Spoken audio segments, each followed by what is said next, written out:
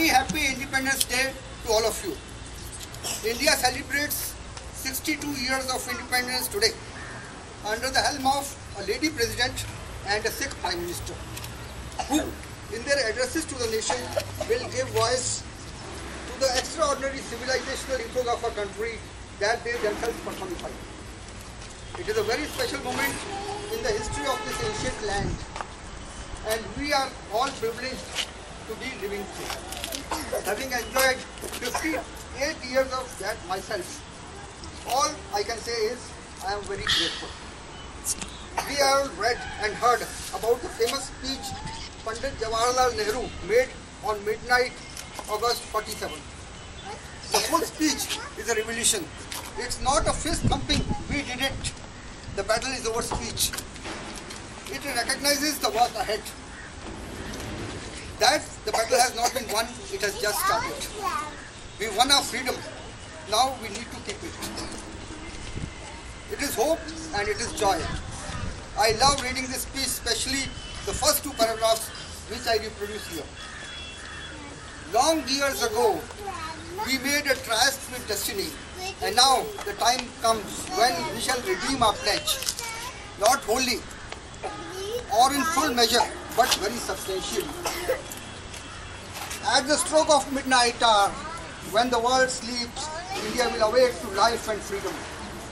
A moment comes, which comes but rarely in history, when we step out from the old to the new, when an age ends and when the soul of a nation, long suppressed, finds utterance.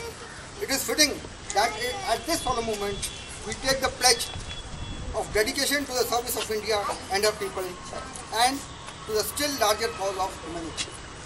As the dawn of history started on our unending quest and trackless centuries are filled with a striving and the grandeur of our success and our failures. Through good and ill fortune, alike she has never lost sight of that quest or forgotten the ideals which gave her strength.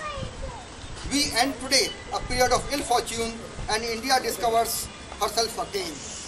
The achievement we celebrate today is but a step and opportunity and opening of opportunity to the greater triumphs and achievements that await us. As we brave enough and wise enough, are we brave enough and wise enough to grasp this opportunity and accept the challenge of the future? Mind turns weak. Go to another very special moment exactly 62 years ago. The actual moment of India's celebrated freedom at midnight. I am holding in my hands a remarkable document, a letter written on August 27, 1947 by a young American woman, Mildred Talbot, who had the rare privilege of being present at the independence ceremonies of India. That independence ceremony, not Independence Day, that is August 15, 1947.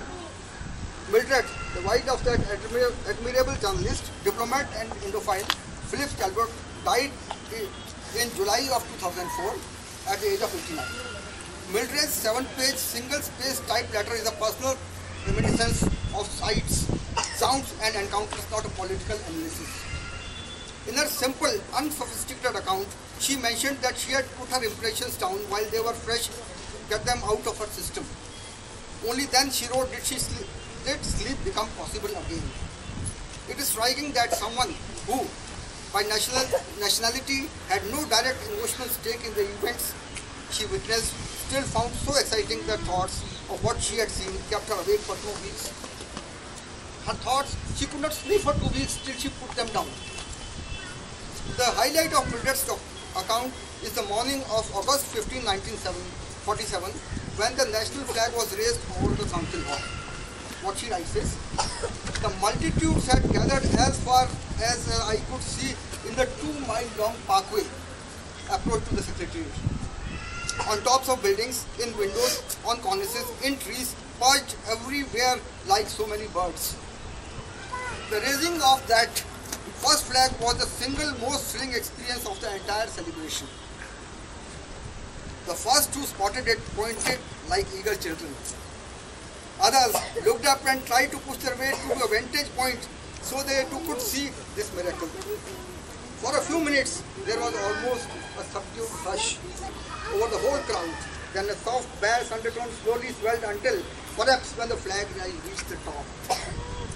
There was a breathtaking roar of cheering, shouting and excited cries which others said penetrated to the hall inside and made their spines tingle. While I was being stirred by the sheer power and grandeur of the spectacle, the Indians either stood mute, immersed in their own overwhelming thoughts, or were shouting almost uncontrollably.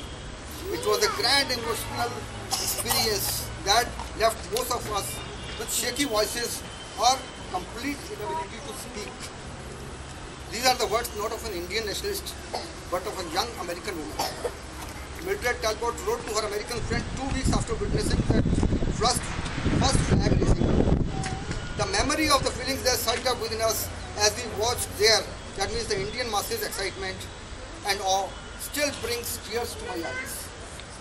62 years later, the memories of that first Independence Day have faded in all but a tiny percentage of our population. But the power of that magical moment when India became free and the hopes raised of what we would make of that freedom must never be forgotten. Today is the day to remember that moment and to rededicate ourselves to its promise. It's a promise every one of us can do his or her own part to fulfill. Jai! Jai!